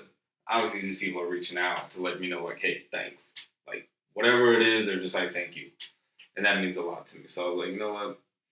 Obviously, it's doing some good. So I was like, I'm going to keep doing me, keep focusing on me, keep doing what I can to help people out. Yeah, I think one of the biggest needs that we have is to help people. every day find a way to help somebody else. And if you're not doing that, then you're not really doing anything. How'd you help somebody today? And the thing is, like, there's a fine line of being helpful all the time or being nice or being caring, And, make sure people don't take advantage of that. But I feel like if you're genuine, which I feel like more of this world needs, to be a little bit more genuine, be more caring, you do realize you do help a lot of people out. Whether they might reach out to you or not. But that's why I try to keep everything I can. Like, I just try to be nice all the time. Sometimes maybe put myself in check. Just try to be a good, genuine person. That's it, no matter what. I don't try to let anybody change that. I don't want people to make me, not be that person or whatever I got to do. Just try to be a kind, genuine, caring person with a good soul. That's it. Absolutely. I love that. I don't know about this world. All right, so I'm following your brand. Okay. You're going to give me a follow back? Yeah. 177, 178? Well, technically I have Stay TL, X3, and then Edgewood. And that's my boss's profile. I run his additionally. So do you make all these graphics? Yeah. You A throw lot of them, you go yeah. Photoshop and you throw in your Photoshop's logo. my best friend, yeah. Where do you find a lot of these pictures? Just movies I've seen or something that I've seen over past. So whatever I can. So Use some of an them, app to some of them, schedule your yeah. post. Some of them I see that people that posted, so I'll leave their name on it, and I'll just share something, a quote I've seen, or Mark Cuban or Gary Vee, any of those guys. I'll give them like a shout out to do it. But yeah, I want to see more pictures of people wearing clothes. Yeah, they are. Let's go to the tags page. Yeah. So yeah, there's people. There's Josh. Whoa, He's always gonna be what? rocking it. Yeah. So go back that one. That was Crowd Times I did 1 year. Yeah, so I was gonna actually bring this up about ambassadors. Erin Ansley. Yeah. She was gonna come on the podcast tonight. Oh, okay. So she and I had been talking, but then I made the post, and you messaged first, and she was building something in her bathroom, and so because she owns a house over there, and so I'm really interested to hear her journey. And I've seen that she's been rocking your brand for a long time, but she's a very influential, awesome human. She's good people, man. She's always showed me love for the brand, and that means a lot to me. It's not just once. Right. It's been consistent, always, gives me shout outs. I always show her love on my Instagram, and I actually have a lot of stuff that I post with her and things like that. But, she's one of those people that always shows me love for the brand, understands. I think she understands my story quite a bit, and understands like how hard it is to, kind of do things on your own and stuff like that. So So I told her that, sorry, Andrew made plans, but when you called and said, hey man, I might have to postpone, I was like, fuck. And then I told Aaron and Andrew. Now nobody got to make it happen, and I'm happy that you made it happen. He was like, Okay. let me make a couple calls, coordinate a couple things, and I'll come pull up on you. yeah, I got a really early morning, so that's why I was like, oh man, I don't know if I can make it over there because I had a lot of shit I had to get done. But then I was like, yeah, you know what, fuck, I'll stay up late anyways working. So but I got to be up at like 6 a.m. tomorrow, start my day. I'm only going to do a half day till about 12:30, 1 o'clock, and then I'm going to do some community work over at Project Open Hand Atlanta, do some, it's not volunteer work. Yeah, volunteer work, I guess it's called. Yeah, just kind of giving back to the community. But Project Open Hand's always been like a cool place that I've gone to. I don't know, for some reason, I just scheduled to go there. I was like, there was no like original plans, but I just wanted to go there, work for like an hour or two, just to volunteer work and pack meals and things like that. And Project Open Hand does a lot of meals for people that can't take care of themselves, that are sick, that need certain nutritions, that might have AIDS or dying and things like that. So I go out there and pack meals and things like that. And I just thought it'd be a cool thing to do on a Friday. Like it's been a long week, but just thought it'd be a nice thing to do. So I can't wait to do that. And then I try to volunteer for my gym at the church that I work out at too. I wanna volunteer. I'm down. Yeah, so Where- Project Open Hand where's is the right community? there, right over there across from, where the Sweetwater Brewery is? It's right across the street from it. Okay, right on. So Yeah, I love whatever that back love way that is. I part don't know what of that Atlanta. part is, but yeah, it's Chattahoochee. yeah, it's always been back there. It's really fun to go in. We're hearing that. Right by where you live, Lindbergh, yeah. Well, I live over there on Far Road. Oh, now, far. So yeah, but I mean, it's not that far from me. I don't care. So I just figured I was like, yeah, you know what? I want to swing by in there. I haven't been there in a long time. Since like a long time. So I was like, you know what? Let me go over there and just do a couple of hours of volunteer work. I don't know. Makes you feel good doing something nice. Absolutely. Especially being like out of nowhere like that, where I just scheduled it. I was like, hey, you know what? I think I told my aunt, I was like, I'm gonna go there for a couple of hours and just like, that's nice. I was like, yeah, I just kind of want to go over there, kind of mind my own business and pack meals and do whatever and just kind of help people out. So it's not for community service. No. Even though I've done a lot of community service there. But no. This is actually like... I feel like you just needed to say that. Yeah. No, this is not for community service. This is just like... Explicitly disclaimer, this is me not doing community service. No, I needed to do it before. No troublemaker. No. I've gone there so many times before that for that reason. But no, this time I'm just actually going there on my own. I don't know, it's been there a long time. I used to go there with my brother a lot too, so I don't know. Just kind of like reminiscing old times. Like, you know what? I want to go back there and just kind of do a couple of hours, get back. So, something that my mentor, Chad, and I are about to put together is this nonprofit that helps the homeless in Atlanta. And we're going to be able to get community service hours for people and some of these people that need it who get arrested, and have places that we believe that share our vision. And we already work with the John Lewis Invictus Academy over on the west side, Bankhead, off of Donald Lee Howell. I ended up at Bankhead once. And sorry, I didn't mean to interrupt you. No, you're good. Go ahead. And so I was actually a big brother, Big Brothers Big Sisters. Okay, yeah. At Georgia State. So my first year, 07, the hospitality class, or actually sociology, we could get a whole grade points and extra credit towards our final grade if we volunteered a certain amount of hours, or actually became a Big Brother mentor. And it was a certain amount of hours, but I fell in love with it. And I did it for 6 years. I mentored this kid named Deshaun, and it was crazy. It was a lot of fun, but every single Friday, there would be a fight in the lunchroom, kindergarten to 5th. It's nuts. And so now we work with the John Lewis Invictus Academy, which is 6 to 8, and we have an after-school program, X3 Foundation. And so every Monday and Wednesday we do boxing and some physical fitness and some self-discipline. We take them outside and do kickball, and we made a music video for them. We also provide food and clothing and shelter and transportation and a lot of basic needs that are really hard to come by in the most impoverished part of Fulton County. And that's been a really beautiful part of my job, my career, is getting to help these kids. And now I'm going to be able to take this nonprofit Chad and I are putting in and have people who need community service hours for court go help over here. And it's going to be really great because we need all the help we can get. I actually was out in, I went to Oku, which is just right over here, last week to my girlfriend's work over there. And I just brought my computer. I need to hammer out some stuff. I still had a lot of energy. And I needed to get my steps in after. And so Northside Tavern's across the street. You ever been to either? No, I still haven't been there.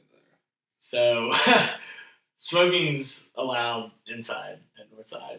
And I walk in after getting my steps. The Golden State Raptors game's on. Yeah. Gotta see that shit. Please, tonight, I hope they won. This podcast is way more important than the game, even though it might be the last one. It was game 6. NBA Replay HD.com. You can watch in 4 segments any replay. I just watch sports. I don't have any cable. I watch that. Subscriptions. I watch that like females watch their like Real Housewives or whatever, that weird shit they watch. That's like me watching Sports Center. Everybody has their thing. Yeah.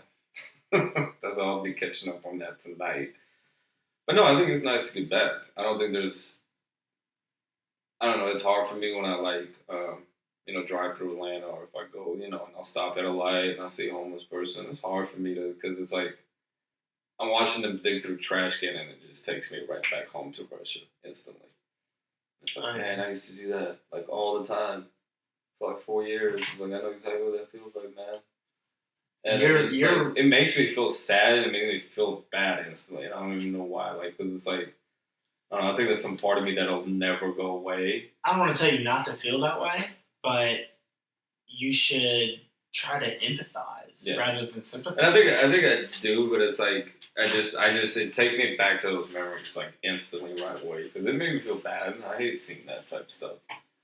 So I try to do what I can to give back all the time. I give a lot to my church. The last few years, I guess like 5 years, I did do clothing drive every winter on my own, where I just reach out, tell people, hey, collecting clothes, man. Like whatever clothes you're trying to get rid of, let's give it out to the homeless in the winter. So I did that. I didn't do it last year, so it kind of bummed me out. But I just like randomly started. So I would go to bars or nightclubs, and they'd make a flyer for me or something, and people would like bring stuff and just leave it at the door. And I would just come by in my car and just throw everything in my car, like whatever it is. I don't even care if it's a scarf, t-shirt, whatever. And I'll take all that stuff and just go downtown with it, and I just pass it out myself. Whatever fits them. You know what I'm saying? They can pick through it or whatever they want. But I just go out and just give it to them. I love that. That's a really great way. I actually did a similar thing for a while with Stay ATL when I was running for office. Yeah. Around District 5, we would go get clothes from places that just had abundance. And honestly, they would be like donating it at places over at Peachtree Pine Homeless Shelter and the park that's right next to it. This guy named Marcus Acosta does this. I went to college with Marcus. Yeah. We know each other for a long time. He actually knew my little brother, too. So we went to Reinhardt together for a long time. Gotcha. Yeah.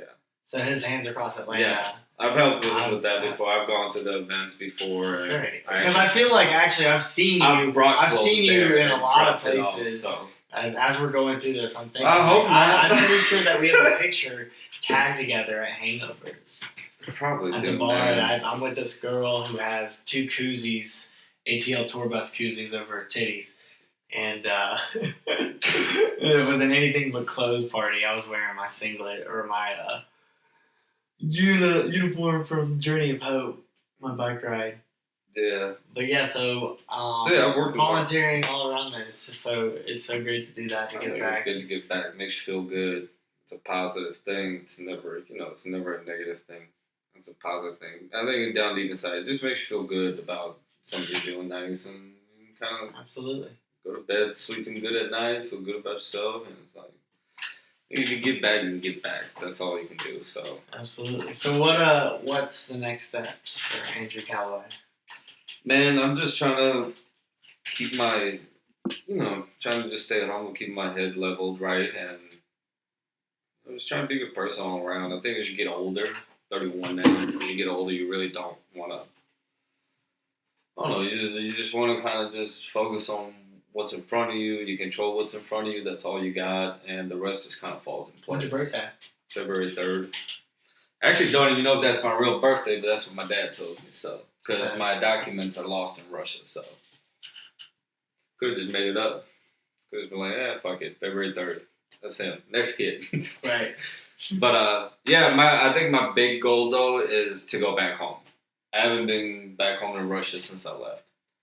So for now, I think, everything here in Atlanta, obviously, I'm trying to buy a new condo. Hopefully at the end of the year, we'll see what happens. Working on the book, working on some new Execlife for the summer that's about to come out. Little things, keep working in real estate. Those are things that are in front of me that I really just want to kind of focus on, let everything else fall in place. Trying to just stay good, stay out of drama, stay out of hateful things. I think the internet's got enough hateful things on there. This world's kind of crazy right now, so just kind of hope people stop yelling at each other. Right. Just kind of be peaceful a little bit. Right.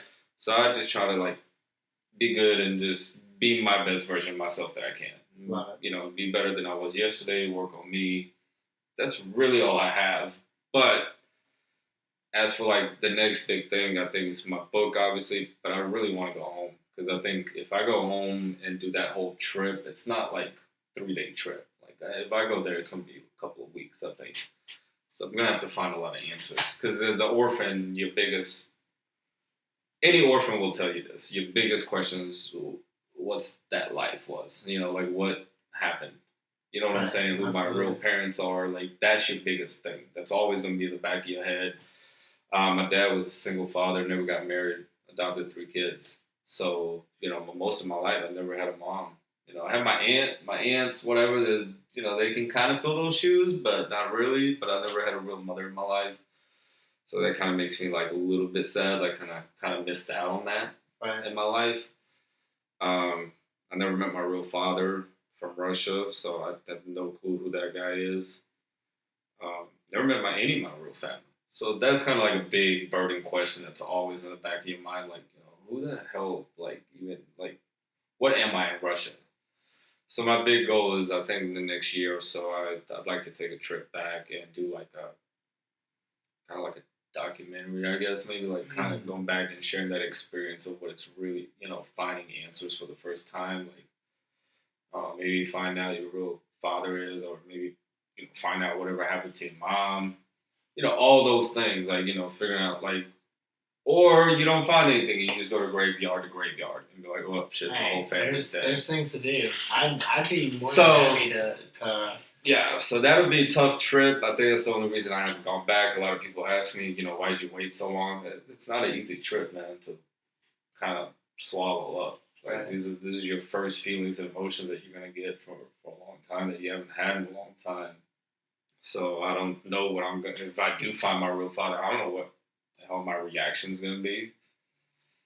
So it's or if you find your mom still alive, what that reaction is going to be like, I just feel like it's going to be an emotional roller coaster because you're finding these people for the first time. Dad for the first time ever. Mom you haven't seen since you saved her from killing herself. That was the last time I saw her, so it's I don't know if my grandparents, or I have aunt and uncles over there. Shit, I could have a brother or sister running around, and I would not have a clue right now. So that'll be my whole goal, is to go there, probably stay for a couple of weeks in Moscow, travel to my town if it's still there. It wasn't really going through the greatest time when I was there. So, there was a lot of fighting and you wars just gotta go and get back to where I'm sure, how vividly you can describe the stories. I think I gotta just go back and just kind of get that closure, I think. That's my biggest thing, kind of get a little bit of closure, figure out some answers. If I can find answers, great. If not, it is what it is, just part of my life that it is what it is, I guess, and just kind of enjoy the trip and then come back and just keep grinding, keep working. The main goal for me is just, you started with nothing in Russia. Let's try to make something bigger here for yourself and to be successful. I guess has been the number one goal. I think everybody wants to be successful, but you want to do it the right way. You want to do what you're passionate about. Absolutely. Well, man, I feel like this is a good time to wrap it up. If you have any other things you want to say or plug, now's the time. Just follow my Instagram on Execlife Official. I will be dropping new summer things coming out soon, some new designs, and I hope everybody just stays good and be happy and work hard and just be a nice, kind, genuine person and have good aura around you, I guess they would say. So that's all I got, really. Love that. Right. Love that. Well, thanks for having me, man. Bro.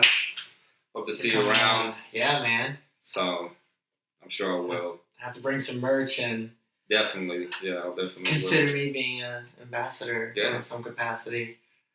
I really, I rock God is Dope, X3 Sports, Stay ATL, Edgewood Avenue. I need more merch for Edgewood. Okay. And maybe we can talk a little about that. Yeah, definitely. So any help that I can get is good help. So. Absolutely, bro. All right, man. All right, y'all.